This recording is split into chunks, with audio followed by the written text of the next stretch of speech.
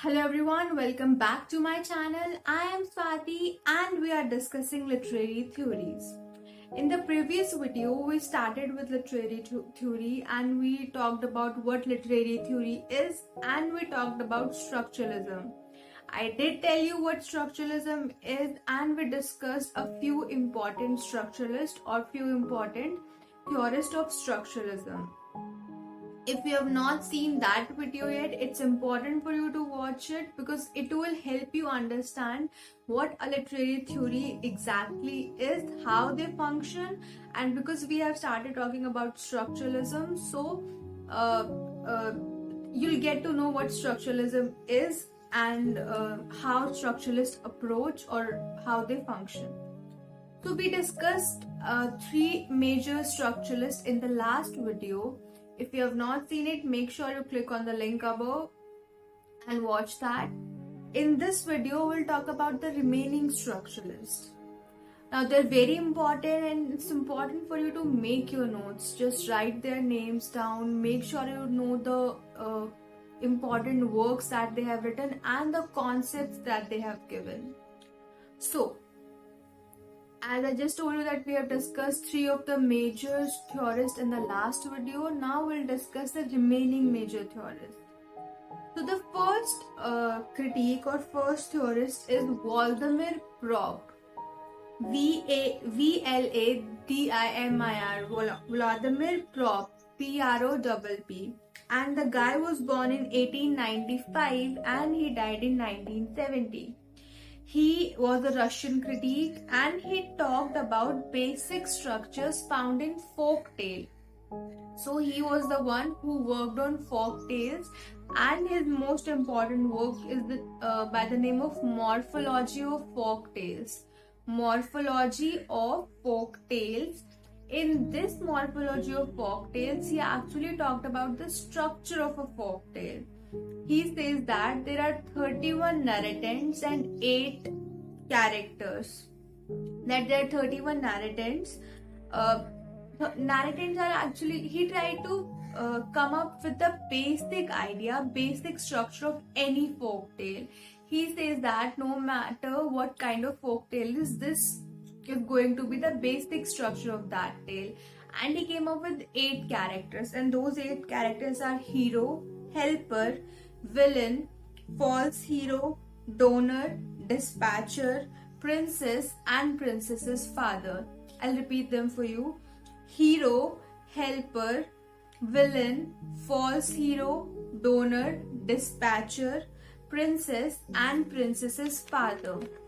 These were the 8 archetype characters that he came up with, and he says that all the folktales, they have these 8 characters.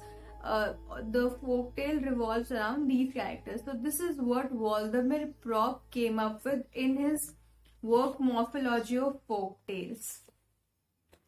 Next up in the line is Gerard Genette. Gerard, G-E-R-A-R-D, Gerard Genette, G-E-N-E-T-T-E. Gerard Genette, he has written narrative discourse, and structuralism and literary criticism. Narrative discourse is the first work and structuralism and literary criticism is second work. Gerard Genette came up with a few concepts, and one of the major one is transtextuality. Transtextuality means how one text relates to the other text, how they are related to each other. In the concept of transtextuality, there are a few sub-concepts, and one of them is intertextuality. It means when we compare one work to another, that is intertextuality. Then we have metatextuality, when in a work writer is commenting on some other work. When in a work there is a work and writer is commenting on some other work in the work, that is metatextuality. Then we have hypertextuality, that is relationship between text and genre. Whenever you are modifying or translating another text, for example, there is this work by the name of Wild Sargasso Sea, and it is written by Jean Rhys. Wild Sargasso Sea, written by Jean Rhys, RHYS. It is actually based on Jane Austen. So the work is a hypertextuality of that particular work written by Jane Austen. So this is hypertextuality.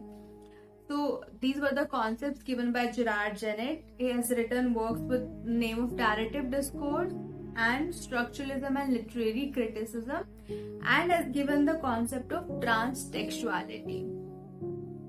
Moving on, we have another very important writer, and the name is Mikhail Bakhtin. Mikhail Bakhtin, Mikhail M-I-K-H-A-I-L, Mikhail Bakhtin, I'm sorry, M-I-K-H-A-I-L, Mikhail Bakhtin, B-H-A-K-T-I-N, Mikhail Bakhtin, and he has written very important, very famous works, and has given some very important concepts.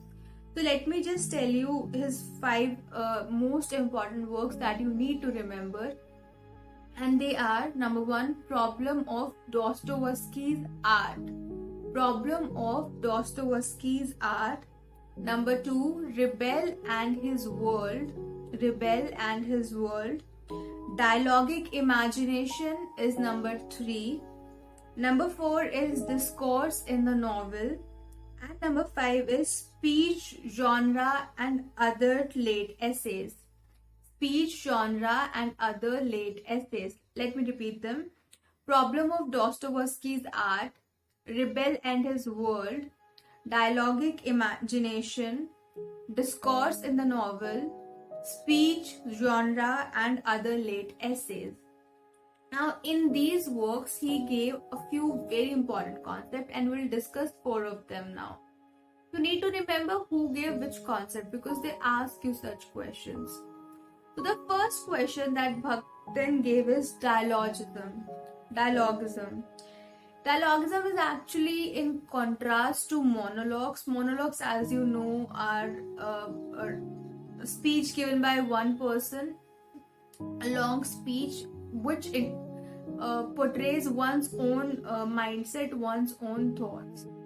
So dialogism is actually in contrast with monologue, which means one perspective integrates the entire field. One perspective is all about monologues. In dialogism, there are multiplicity of perspectives. There are more than one perspective. And he came up with this idea of dialogism when he talked about the work of Dostoevsky's. He talked about novels and poems in the work of Dostoevsky, and in those works he came up with this idea of dialogism. And he says that there are multiple perspectives. Different characters have different perspective. In monologism, there is just one main thing, and everything else is a subject to it. It's not that important. But in dialogism, everyone's perspective is equally important, and everyone's perspective is given attention. So that is dialogism. The second concept that he has come up with is polyphony. Polyphony literally means different voices. So polyphony is actually he came up with this idea of polyphony in the work of Dostoevsky's in Problem with Dostoevsky's Art. And polyphony is actually different voices.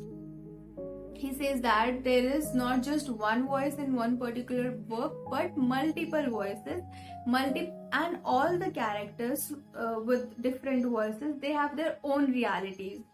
कहने का मतलब ये है कि हर एक character किसी भी situation को या इंसिडेंट को अपने नजरिए से देखेगा, तो उसकी रियलिटी अलग होगी. ये कॉन्सेप्ट कि अगर कोई चीज कोई भी इंसिडेंट है, तो जरूरी नहीं है कि अगर 2 लोगों की अलग अलग ओपिनियन है तो उनमें से एक गलत ही होगा. He says that this is not true, this is not how it works. हर किसी की रियलिटी अलग अलग होती है. So this is what polyphony means. The next concept that he's come up with is Carnivalesque. Carnivalesque, this concept he came up with in the work Rebel and His World. Rebel and His World. In this work, he came up with the concept of Carnivalesque. Carnival basically means like fun activity where it actually came up from the concept of Catholics. When they have those masses, they go to streets, they wear masks, and then they just have fun. So Carnivalesque, it means folk humor. It is a kind of writing in which there is humor, chaos, and no rules and regulations. And no rules, no regulations are followed. And the example, very good example of it is Midsummer's Night Dream. When Puck made those, spells, he casted those spells on the lover. Everything is in a chaos. One's lover is with someone else, koi kisi ke saath hai, koi kisi ke saath hai, and they were not even a couple. So that is a very good example of Carnivalesque. The fourth concept that he has come up with is Hetroglossia. Hetroglossia, he came up with this idea in the work Discourse in the novel, and it means multiple language. He says that different form of language can be used in one work. Basically, what he meant to say was, when we are conversing, it depends on the situation, class, gender, and our economic background on how we talk or whom we are talking with. For example, when a peasant is conversing with a peasant, a farmer is talking to a farmer, he'll talk in some other kind of language. His words, his accent would be different. And the same peasant, when he talks to an official, his language would change. तो basically it means जिससे हम बात कर रहे हैं, जिस भी तरह की क्लास या फिर जेंडर या एज से वो बिलोंग करते हैं, हमारा बात करने का तरीका वैसे ही बदल जाता है. तो once this is what heteroglossia means, and they have asked a question on this before, and they asked what heteroglossia is, and the correct option was multiple voices in a text. So there are multiple voices in a particular text. So this is what heteroglossia is, and the important fact for you to remember is that they ask questions like, for example, Carnivalesque. So they'll ask, Bhaktin gave this concept in which work? So you need to remember that he gave this concept of Carnivalesque in Rebel and His World. So we discussed 4 of his concepts, and in which particular work he has talked about them and what exactly they are. So that is about Mikhail Bakhtin. Moving on, one of the most important theorists, they all are equally important actually, but he's also important, and his name is Roland Barthes. Roland Barthes was born in 1915 and he died in 1980. He is a French literary theorist, and he is related to post-structuralism as well. And he has written some very important works, and let me tell you the name of those works, then we'll discuss them. First of them is Mythologies. Second is Death of the Author. Third one would be From Work to Text. Fourth is S and Z, S/Z. And then he has written Writing Degree 0. And another important work is Structural Analysis of Sign. Structural Analysis of Sign, they asked this question, who wrote this work? So you need to remember that Structural Analysis of Sign is written by Roland Barthes. Now, he has given 2 very important concepts. One is readerly and writerly text. Readerly and writerly text, this concept was given in the work S/Z. Readerly texts are actually the texts which have a fixed meaning. They use standard representation, they are classical texts. Basically, he meant to say that the meaning of the work is very clear, and you do not have to look deeper into the text to understand the work. जो शब्दों में कहा गया है वही meaning है, कोई गहरा मतलब है ही नहीं उस वर्क का. So this is what he meant by readerly text. Writerly texts are actually reader-oriented texts. Readers are actively involved in them. They have to think. They have to be more active and come up with the meaning which they think would be correct. So this is readerly and writerly text. Then he came up with 5 codes of semiotics. There are 5 codes by which you can understand the common things. Those are hermeneutic code, proetic code, semantic code, symbolic code, and cultural code. These are the 5 codes. They are not that important actually, but let me tell you a bit about them. Hermeneutic codes are actually about something mysterious, that something is about to happen, and the mystery which comes with it is that falls under hermeneutic code. Then we have proraretic chord, which means sequential events of action, sequential element of action. That is, this happened first, then this followed, then this and this and this, so on. Then we have semantic code. They add layer of meaning to the literal meaning. For example, background music. So background music, for example, in this video also, the background music is going to add to the semantic meaning, semantic code. Fourth one is symbolic code, when two connotative meaning are brought opposed to each other, when two contrasting things are brought against each other. And fifth, cultural code means anything which add extra knowledge. So that is cultural code. There are a few questions on this particular writer that you need to remember. So they have asked who has written mythologies in the net. You need to know that Roland Barthes has written it. They have asked who has written Death of the Author, so you need to remember that as well. They have asked about from work to text, and there are 2 things in it that he talks about, and the first one is that text is held in language. Text is held in language and multiple meaning.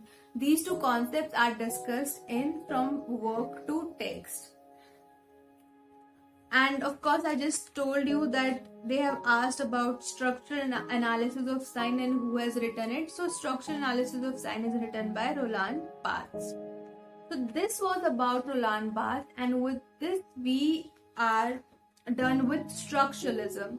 So we talked about what structuralism is and major structuralist or major writer of structuralism. I hope it's clear to you what exactly all this is about, what exactly this fuss is about. And in the coming videos, we'll talk about the remaining literary theories. I hope you learned something. And if you have any doubts or any suggestions for me, make sure you drop them in the comment box down there. And just keep reading, keep studying, and wish you a very happy day. Thank you so much.